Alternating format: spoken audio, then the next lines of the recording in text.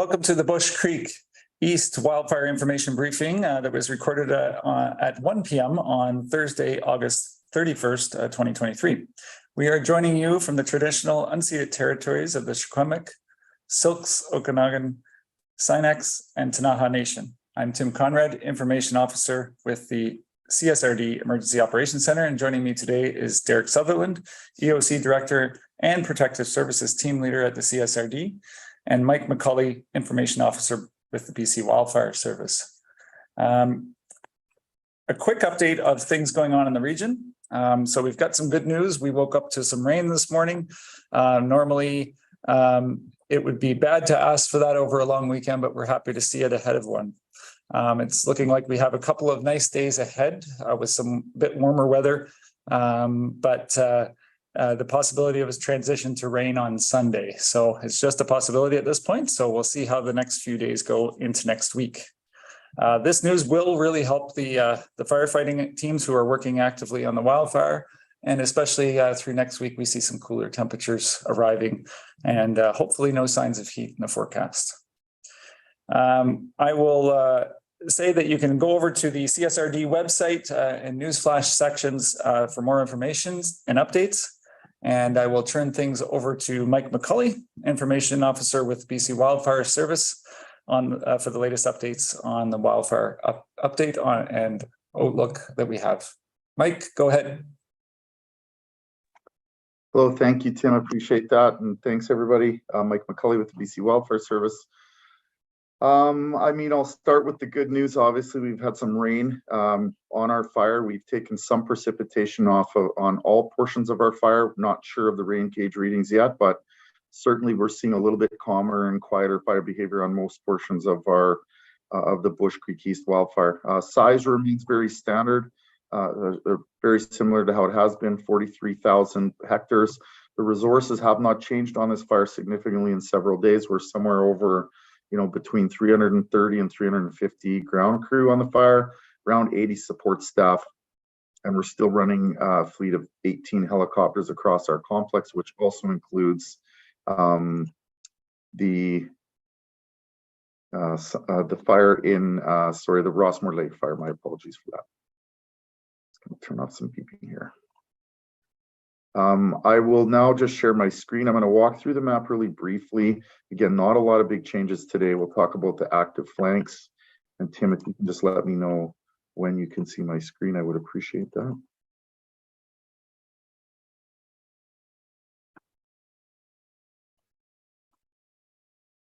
You're good now, Mike.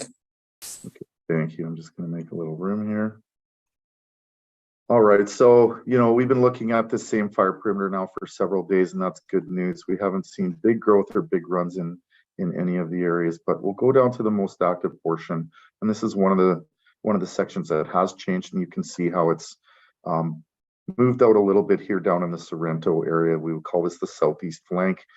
So this fire did move downhill significantly through the wind event that we had, and just through the dry conditions. Still very, very visible from town. But we do have good containment lines, around some of these properties here. Our crews have been focused in this area, and again, working side by side with the local fire department, which we're very, very lucky to have their support, lucky to be working with them. And we still feel very comfortable that we're going to be able to maintain this fire where it is. Obviously, we'll be focusing a large effort here over the next, coming days, including continuing to use our larger helicopters to bucket and cool this portion of the fire. When we get cooler weather like this, it does allow us to get in and do a little more tighter work. So in large fire conditions, as we've been discussing, we don't do a lot of direct attack where we're directly, putting water on the fire. We're usually standing back a little bit, and eventually, we'll be doing some of those tactics in here as well. But for now, the cooler weather will allow us to get in a little bit tighter. I would say some of the challenges with precipitation that we have on a fire is it certainly turns dry fire guard and dry roads into wet roads that can be slippery. Obviously, you can get landslide concerns and erosion issues. So it's one of the hazards that we do face when we get some rain. Really, really good firefighting weather for us today and through tomorrow. But certainly our crews have to be careful about how they're getting around and what that looks like out on the roads. So this is the most significant portion of growth here. I would expect that when we get some new mapping in the next couple of days, we'll see a little bump up in fire size. But having said that, again, with a jagged perimeter like this, that fire size can fluctuate a little bit up and down each day. The real story is not a big significant area of growth other than this finger that came out across Sorrento. I know it's concerning for the citizens of Sorrento. It's very visible. Also for the citizens probably coming in the back through the Turtle Valley, but we do have a large contingent of crews here. We'll continue to we will continue to be patrolling this area at night, making sure we're attentive and ready to go if anything does change drastically there, but currently we don't expect that to happen. I'll just go around the fire very quickly. That's kind of the most important story to tell. We are starting to demobilize some of our structure protection equipment down through some of the rural areas on the north side. What we're doing there is we're taking away some of the larger water tanks, but we're leaving a lot of the equipment in play. The risk is not, there's still fire risk in this area. So we would just replace those with smaller bladders. We're not impacting a lot of our ability to do structure protection if it's needed, but residents may see some of the larger tanks being pulled out of these areas. That doesn't mean we're still not well set to do structure protection if needed. And again, we have task forces of engines patrolling all of these areas day and night, watching for any flare-ups or hotspots. I know that last night there was a little bit of an active port. Oh, sorry, I'll just move over to the eastern flank now, up above Magna Bay. Fire was visible last night. There was certainly some hotspots that were puffing up a little as the sort of tail end of the wind and the dry weather moved through. But for us, nothing of concern. It was, not threatening any structures, not causing any big risk. In fact, often it's fuel that's burning off. We did have crews out there looking and watching, as we always do, and we're going to maintain that sort of swing shift or night shift presence on these priority areas of the fire. I think I will leave it at that and see if there are any specific questions. I'll pass it back to you, Tim. Apologies. Excellent. Just ask if any media have any questions, just to raise your hand, and looking to see if anybody has any questions at this point in time for Mike. And maybe I'll just close off with the weather. Obviously, the weather is the story of the day, as it always is, or as it often is on wildfire. We've had some rain, certainly going to provide us some relief. We're going to be bought a few days where we can really, focus our effort and try to gain some containment on the fire. But we know that we're far from out of the woods yet. Yes, the days are getting shorter, the nights are getting longer and cooler, and we've got great conditions right now. But I want to remind everybody that BC is still in an extreme drought. This type of moisture will wet some of the finer fuels and some of the surface fuels. But once you start digging down into that heavier duff, you get into those thicker fuels, won't have a lot of impact. So cooler fire behavior, great news, but I don't want people to think that we're completely out of the woods yet, both here on this fire and of course provincially. So just a little bit of cautious messaging there. Excellent. Not seeing any questions for Mike, but there will be an opportunity again at the end. For the latest CSRD update, we have Derek Sutherland, Director of the Emergency Operations Center. Go ahead, Derek. Yeah, thanks, Tim. So we're going to be doing an online community meeting tomorrow at noon for residents affected by this fire. You can watch the meeting live on the CSRD YouTube channel and find access links on the CSRD website. We're working on a plan to allow residents with structure loss to access the area via a bus, a tourist, once it's safe to enter. That could be sometime next week. This is an important step that needs to be taken before evacuation orders are lifted for the affected areas. The fridge and freezer disposal program remains a big job in the Emergency Operations Center, and it's now available for residents of Sorrento, Angelmont, and St. Ives. Be sure to speak to your insurance provider before discarding your appliance. More details on the CSRD website on that. The other point that I wanted to bring up is the As Mike's point about geotechnical hazards, we are working with our geotechnical engineers to assess any steep slopes that have been burnt out. There is a risk of slope instability in those types of areas, so we are assessing that risk as well. Residents of Lee Creek, Scotch Creek, Slist, and Magnet Bay will receive instructions the Emergency Support Services is moving their location this afternoon and reopening tomorrow at the Fairfield Inn and Suites in Salmon Arm. Operating hours will be 9 to 4 starting tomorrow, and the phone number there is 250-833-3360. Excellent. Thanks a lot, Derek. So the fridge and freezer program, we will have some more information going out on the website this afternoon. There is some preliminary information in the update that was sent out late yesterday. And on the structure loss piece, if we're asking people that think that they may have been impacted by structure loss to connect with us, there is a on the website, it should be showing up in the top right now in the news section for the website that you can search for your property. And we're looking for you to reach out to us and connect with us to get your contact info so we can get in touch with you. We do not have things like phone numbers and emails for many of the residents that were impacted. So we need you to reach out so that we can connect your property to yourself so we can have a chat with you and both check in on you and then also eventually arrange access through this bus tour next week. We do have the community meeting tomorrow at noon, and that will be online. And because of that, we will not be doing our normal media briefing tomorrow. So you will not see that at 2 p.m. tomorrow. As well, donations. You can call the CSRD for information on donations, whether you need something or if you have something to offer. But if you're looking to offer something, please give us a call at 250-833-3396. Again, that number for donations is 250-833-3396. We can provide you with a current list of local organizations collecting items such as clothing, baby food, and toiletries. Evacuees are also provided with a list. And to make a financial donation, you can visit the Salmon Arm Savings and Credit Union website at www.saccu.com. That's saccu.com to make donations of cash. And more donations of canned vegetables are also needed. So if you have canned vegetables, they are looking for those.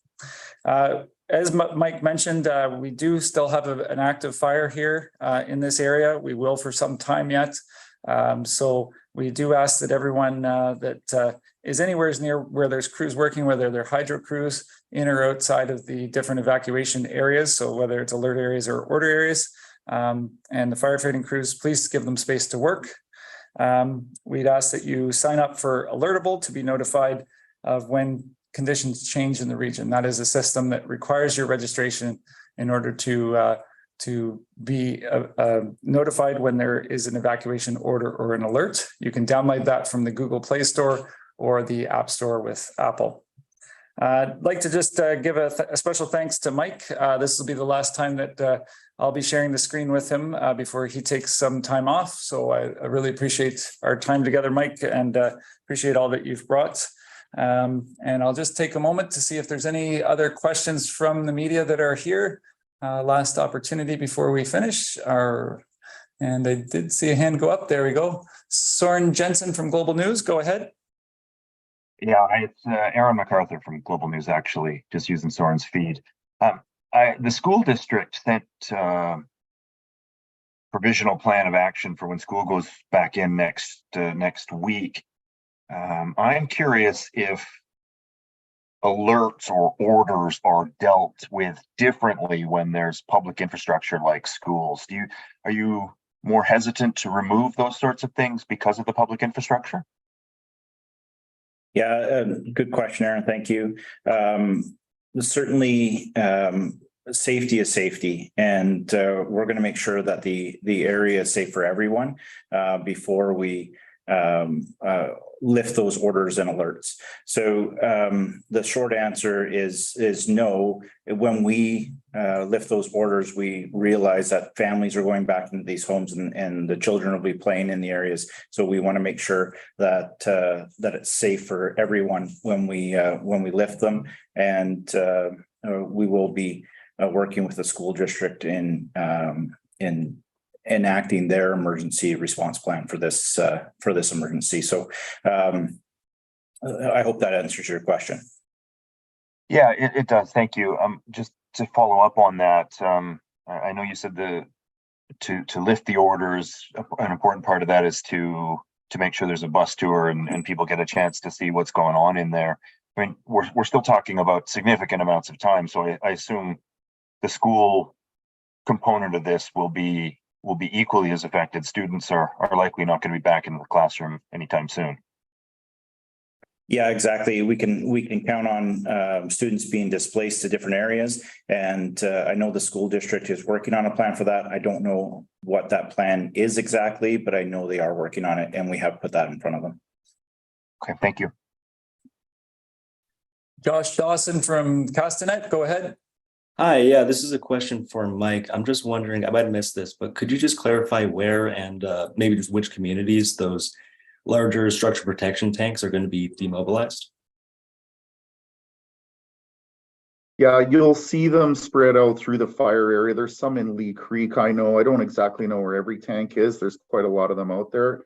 And they won't, they'll demobilize them as they need them, just reprioritizing to, sort of other areas. So, generally along the North Shore, but I don't know exactly where everyone is, obviously.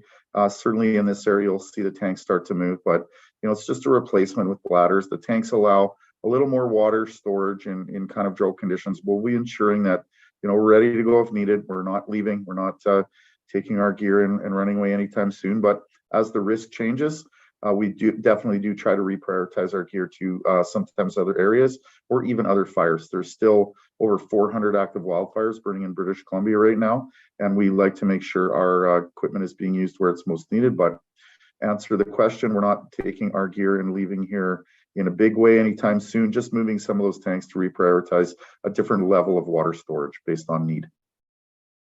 Great, thank you. Last chance for any other questions. I don't see anybody with the hand up at this point. There we go. Randy Adams, go ahead.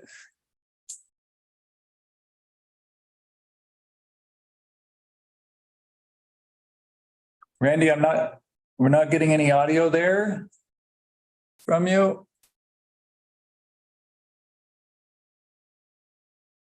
Not hearing anything. Can you hear me now? There we go. We've got you now. Hello. Good old technology. My coworker, Marcella, actually has a question for you, but she can't seem to raise her hand up. So I'm doing a shout out for her. Okay, Marcella, go ahead.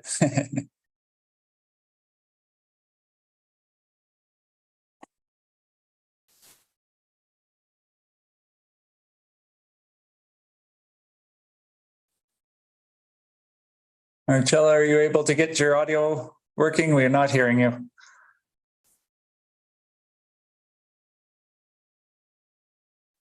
Poor Marcella has had a lot of trouble with the audio system this week. So Marcella, I'll touch base with you after to see if we can get your question answered. So I'd like to thank the media for joining us today. Thank you to Mike. I see, Randy, you still have your hand up. Did you happen to have Marcella's question? No, okay, hand down now. All right.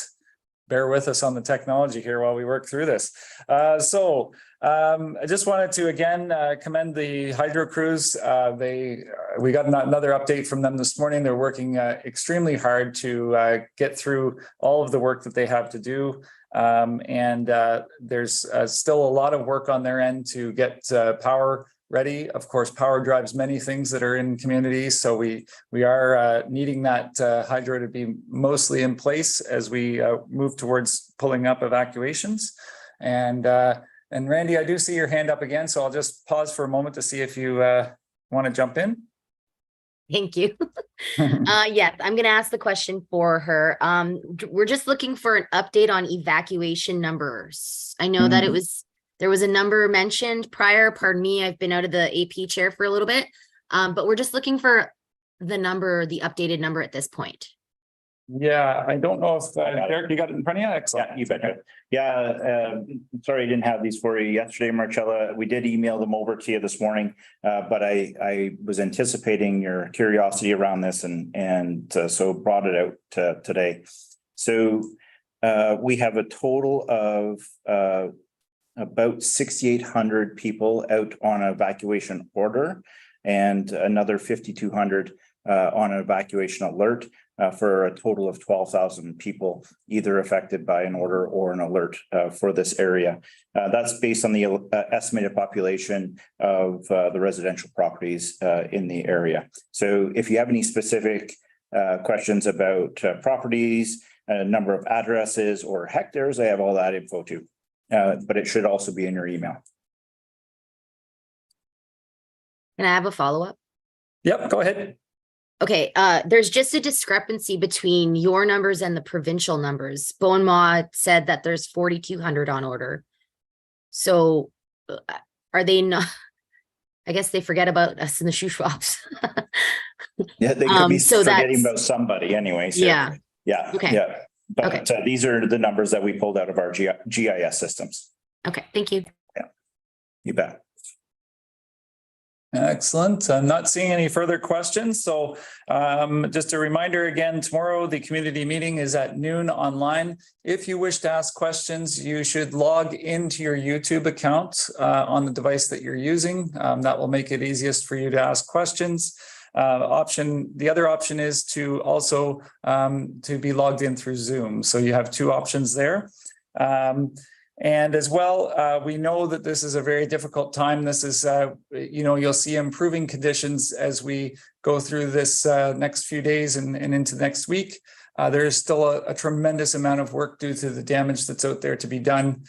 We also have to go through various processes to allow people to have access to see the losses that they've experienced. And it will take us some time to go through that. And we ask you to respect that as we go through that process. We are doing our best to make that as quick as possible, but there's, as you will see in time, the damage is quite extensive, and we have had to overcome quite a bit. So thank you for everyone for their patience. We know how difficult it is at this time to get through these steps.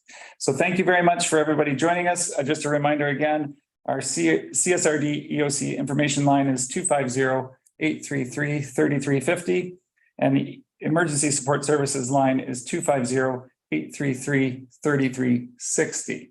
Thank you for joining us today. Public meeting tomorrow at noon. And have a